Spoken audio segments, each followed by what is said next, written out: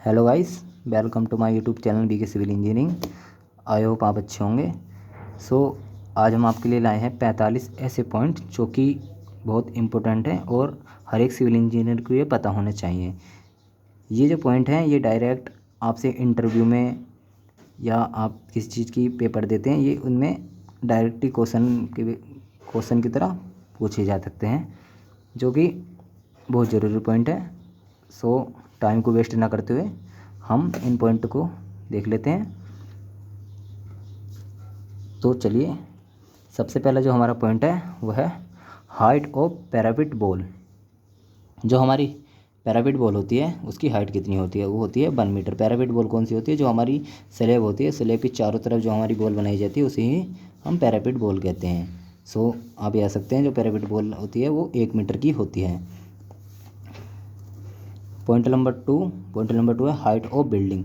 जो हमारी बिल्डिंग की हाइट होती है वो कितनी होती है? वो होती है 3.15 मीटर। बिल्डिंग की हाइट से मतलब क्या है? आपने बड़ी बड़ी बिल्डिंग देखी होगी, तो ये नहीं होती, ये होती है जैसे ये फ्लोर है, इस फ्लोर के नीचे हमारा बेस होगा, कंक्रीट का स्लेब होगी, और जो हमारा सेकंड फ्लोर होगा ये हमारी कंक्रीट की स्लेब हो गई।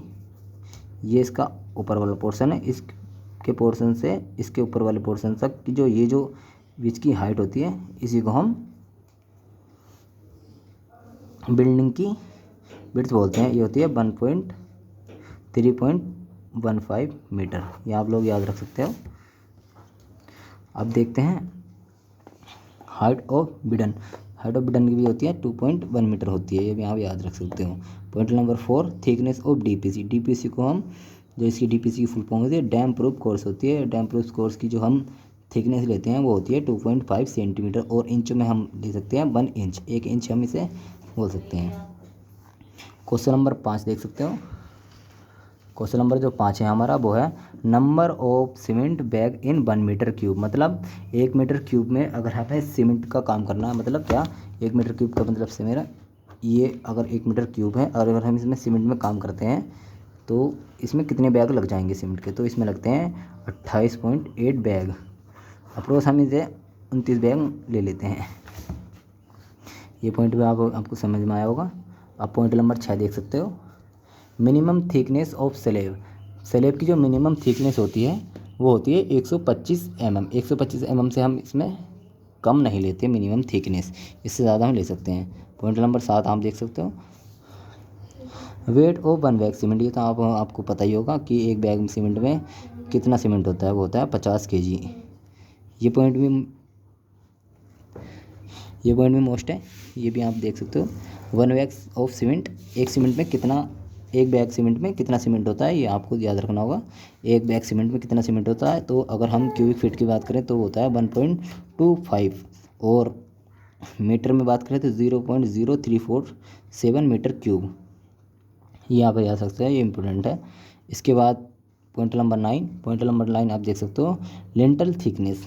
तो हमारी जो लिंटर थिकनेस होती है, मिनिमम लिंटर थिकनेस होती है वो होती है 15 सेंटीमीटर मिनिमम। और लिंटर की थिकनेस जो होती है, लिंटर होता है हमारा, ये हमारा लिंटर होता है जो हमारा गेट होता है, गेट और जो विंडो होती हैं और ये जो वेंटिलेटर होते हैं, इनके ऊपर जो हम जो कंक्रीट का बेस प्रोवाइड करते हैं इन्हें ही हम लिंटर बोलते हैं। ये इनके ऊपर ही हम चिनाई करते हैं, यही हमारे लिंटर होते हैं। तो देख सकते हो इनकी मिनिमम थिकनेस जो होती है वो 15 सेंटीमीटर होती है। और आप पॉइंट देखते हो 10वां, lintel is provide at 2.4 metre in case of brick wall. मतलब ब्रिक बॉल के केस में जो हम लिंटर प्रोवाइड करते हैं वो 2.4 मीटर के केस में करते हैं। पॉइंट नंबर 11 आप देख सकते हो minimum diameter of base use in slab. मतलब जब हम कंक्रीट का स्लेब प्रोवाइड करते हैं इसमें हम कितने, मतलब जो हमारी स्लेब होती है इसमें हम जो बार प्रोवाइड करते हैं लॉन्गिट्यूडनल और शॉर्टर स्पान में, और लॉन्गिट्यूडनल स्पान में जो बार प्रोवाइड करते हैं वो कितने mm की करते थे? तो हम स्लेब में 8 mm से कम का डाया यूज़ नहीं करते, इससे ज़्यादा ही करते हैं। अभी मैक्सिमम का भी आप पता चल जाएगा, बट आप याद रखना 8 mm से कम डाया की बार हम स्लेब में यूज़ नहीं कर सकते। इस प्रकार आप कॉलम में भी देख सकते हो minimum dia of bars used in column. तो जब हम कॉलम कॉलम कास्ट करवाते हैं, कॉलम में जब हम रेनफोर्समेंट प्रोवाइड करते हैं तो वो उसमें कितने mm की बार हम मिनिमम प्रोवाइड कर सकते हैं, वो 12 mm की बार हम मिनिमम प्रोवाइड कर सकते हैं। इससे ज़्यादा ही कर सकते हैं, इससे कम हम नहीं कर सकते, मिनिमम लास्ट है। और पॉइंट 19 देख सकते हो, point 13 minimum diameter of base in Doval base. Doval के केस में भी हम 12 mm के ही बार प्रोवाइड करते हैं, इससे कम की नहीं प्रोवाइड करते हैं। अब देखते हैं पॉइंट नंबर 14, चलते हैं।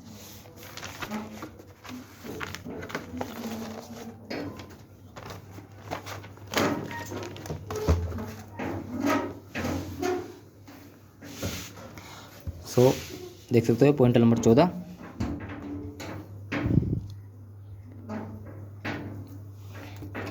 मैक्सिमम डाया वेज इन स्लेब के केस में हम जो हम बार प्रोवाइड करते हैं उसका मैक्सिमम डाया कितना होता है। तो जो हम स्लेब के केस में जो हम बार प्रोवाइड करते हैं उसका जो डाया होता है वो होता है थिकनेस का 1/8 मल्टीप्लाई। मतलब कि अगर हमारा जो स्लेब है, अगर इसकी स्लेब की जो थिकनेस है अगर वो हमारी मान लो 400 mm है, ठीक है, तो इसमें जो हम सरिया प्रोवाइड कर देंगे लॉन्ग स्पान में और शॉर्टर स्पान में, तो उसका डाया कितना होगा। तो उसका जो डाया होता है वो होता है 400 मल्टीप्लाई बाई इस थिकनेस का 1/8 गुना। मतलब इस हिसाब से हमारा 50 mm की जो बार है हम इसमें यूज़ कर सकते हैं। ये मैक्सिमम है, इससे ज़्यादा हम यूज़ नहीं करेंगे, इससे कम ही करेंगे। आई होप आपको इस पॉइंट समझ में आया होगा, इम्पोर्टेंट पॉइंट है।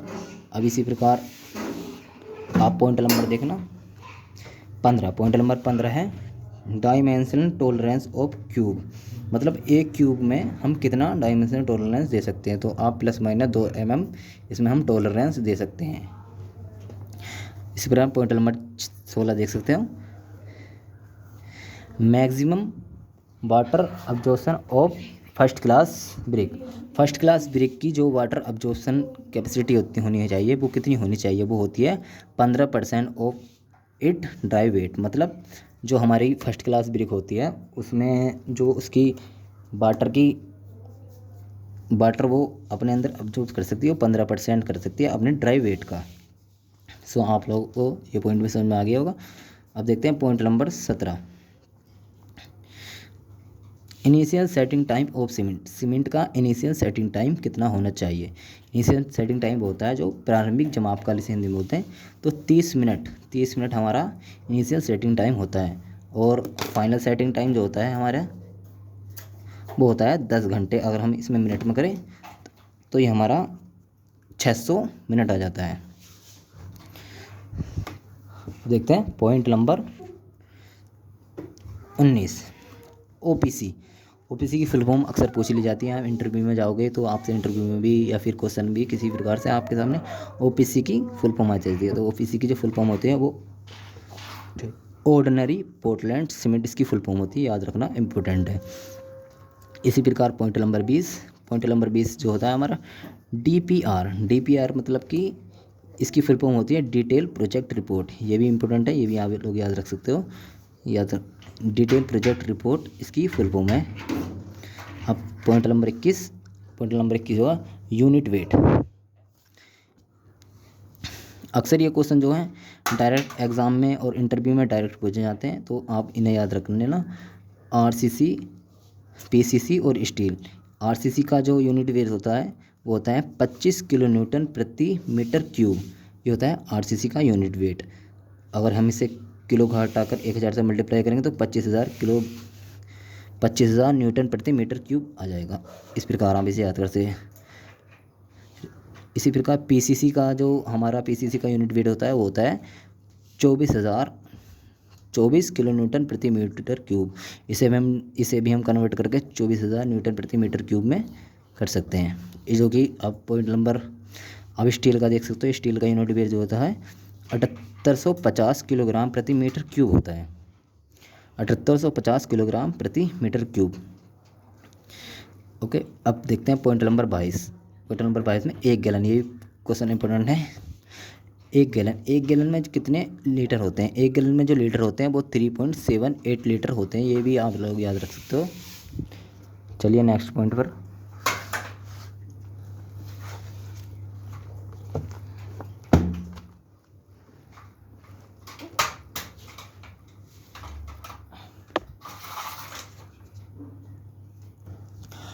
Point 23 minimum number of base, मतलब कि जब हम स्क्वायर कॉलम और रेक्टेंगुलर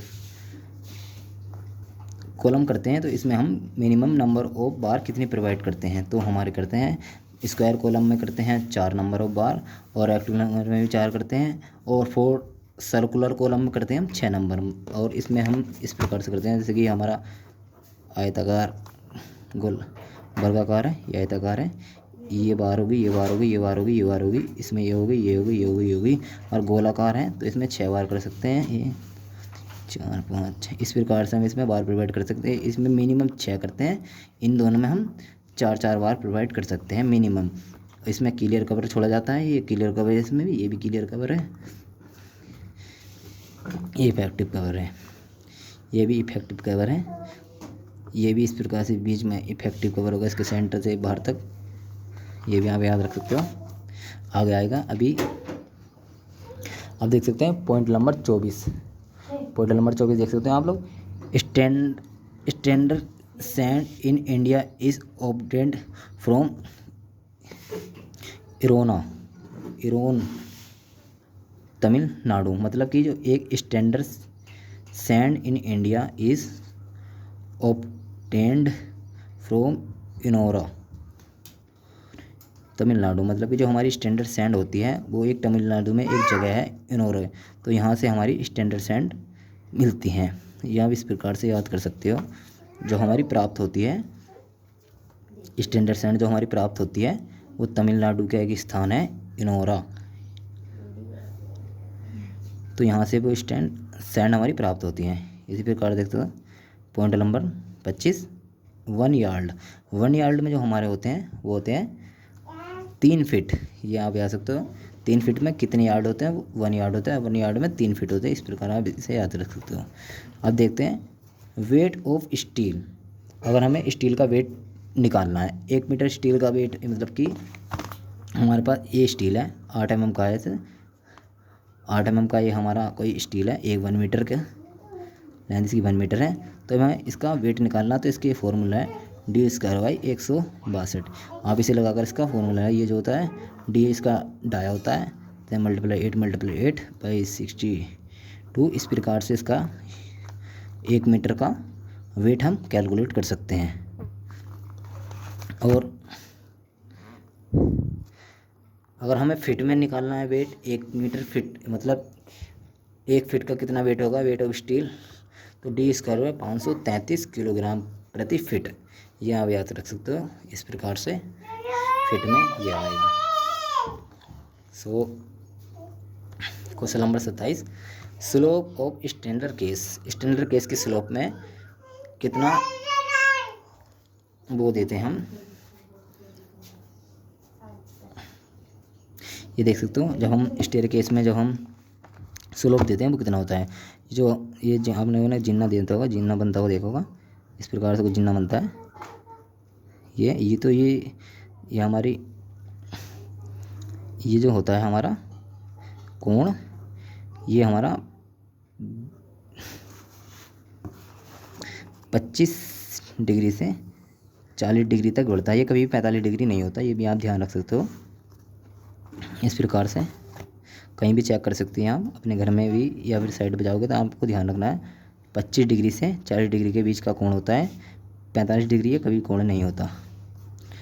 पॉइंट नंबर 28 देखते हैं size of concrete tension cube. जब हम कंक्रीट की टेंशन स्ट्रेंथ निकालते हैं तो इसके लिए अब हम क्यूब बनाते हैं, तो उन क्यूबों का साइज़ क्या होता है वो आप इसमें याद रख सकते हो। वो जो क्यूबों का साइज़ होता है वो 150 × 150 mm में होते हैं। ये डायमेंशन जो भी mm होगी तो mm क्यूब हो जाता है। ये टेंशन स्ट्रेंथ ज्ञात करने के लिए क्यूब बनाया जाता है, ये भी आप याद रख सकते हो। देखते हैं question 29 concrete cube in field in 3 layer. क्योंकि जब हम, ये भी इससे रिलेटेड है, जब हम कंक्रीट टेस्टिंग में ये जो क्यूब बनाएंगे ये कितनी लेयर में बनाते हैं, ये बनाते हैं 3 लेयर, 3 लेयर में है क्यूब हम फिल्ड करते हैं।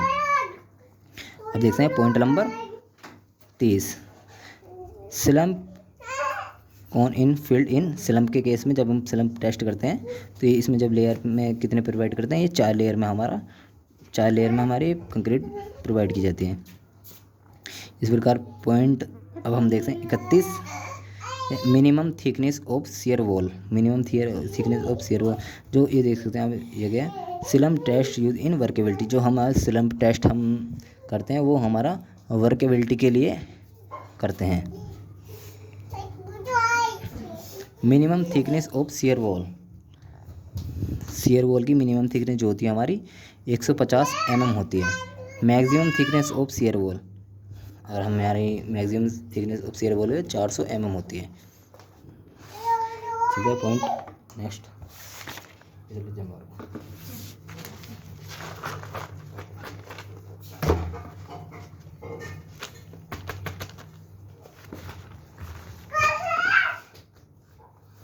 देख सकते हो पॉइंट 32 के यूटीएम की फुल फॉर्म होती है universal testing machine.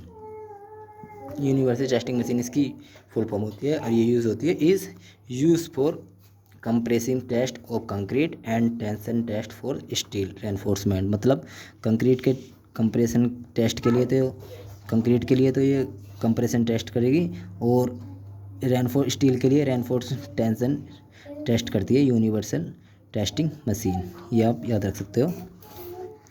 Point 33, minimum curing periods. Minimum curing periods मतलब जब हम चिनाई करते हैं या फिर कास्टिंग करते हैं तो उनकी जो हम तराई करते हैं वो कितने दिनों तक करते हैं। 60 डेज नॉर्मल वेदर कंडीशन, मतलब अगर हमारा मौसम नॉर्मल है, टेम्परेचर ज़्यादा नहीं है, नॉर्मल कंडीशन में है, तो हमारे 7 दिन तक तराई पर्याप्त है। और अगर हमारा जो टेम्परेचर है ड्राई है, सूखा पड़ा है एंड हॉट वेदर कंडीशन है, मौसम ख़राब है, मौसम में गर्माहट है, तापमान ज़्यादा है, तो इस स्थिति में हम 10 दिन तक हम उसकी तराई करते हैं। अब देखते हैं point number 34, minimum percentage of steel in column में कितनी परसेंटेज तक हम मिनिमम स्टील प्रोवाइड कर सकते हैं। कॉलम के केस में हम जो मिनिमम परसेंटेज स्टील प्रोवाइड करें 0.8% of gross area. Gross area से मतलब कि जो हमारा एरिया होता है, ग्रॉस एरिया ये हमारा एरिया हो गया, इसका हम 0.8% स्टील हम प्रोवाइड करेंगे। जैसे कि लेंथ है, ये विड्थ है, इसकी मल्टीप्लाई करें लेंथ एंड विड्थ, ये एरिया आ गया, और इसी का 0.8% हम 0.8% स्टील इसमें प्रोवाइड करेंगे। ठीक है, अगर maximum of steel in column, तो हम maximum steel of column provide करते हैं वो पढ़ते हैं 6% of gross area. Gross area का 6% हम इसमें यूज़ करते हैं। पॉइंट नंबर अब हम देखते हैं 35। पॉइंट नंबर 35 में क्या है, नॉमिनल कवर।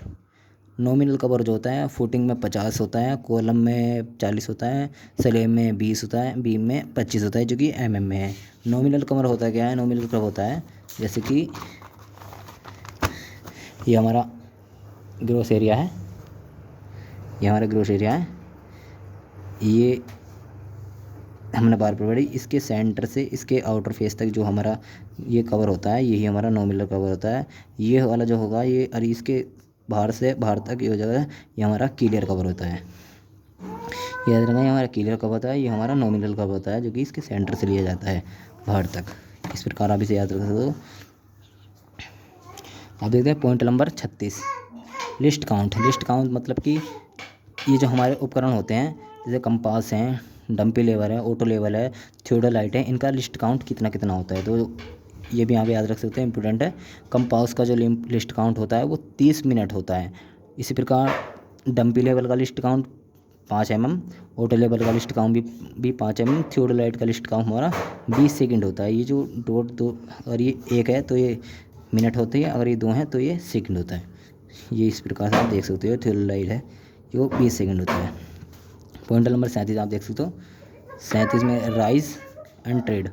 राइज जो होती है हमारी वो 150 mm से 200 mm होती है। इसी प्रकार ट्रेड जो होती है हमें 250 से 300 mm होती है। ये होती क्या है, जैसे ये स्टेयर होती है हमारी, ये इस प्रकार से, ये बॉटम है, ये इसका 25 डिग्री से 40 डिग्री तक का कोण है। ये हमारी स्टेयर प्रोवाइड कर दी इस प्रकार से।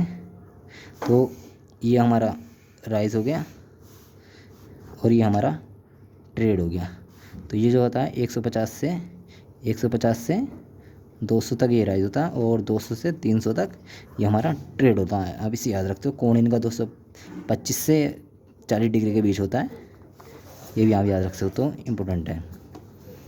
अब पॉइंट नंबर हम 38 की तरफ चलते हैं।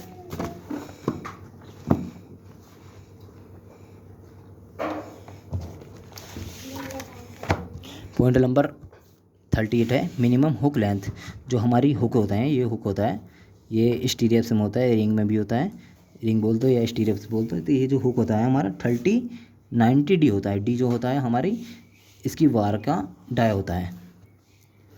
अगर हमारी 8 mm की बार हम इसमें यूज़ कर रहे हैं तो जो हमारा इसका कवर आएगा, ये हुक आएगा, तो यह आएगा लेंथ की जो हुक आएगी वो आएगी 72 mm। इस प्रकार आप इसे निकाल सकते हो। आप देख सकते हो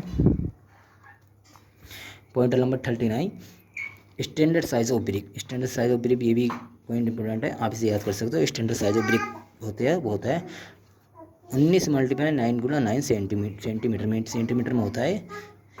ये आप याद रख सकते हो। Point number 40 moderate standard of brick. Moderate standard of brick जो होता है ये होता है 20 × 10 × 10 सेंटीमीटर में होता है ये भी।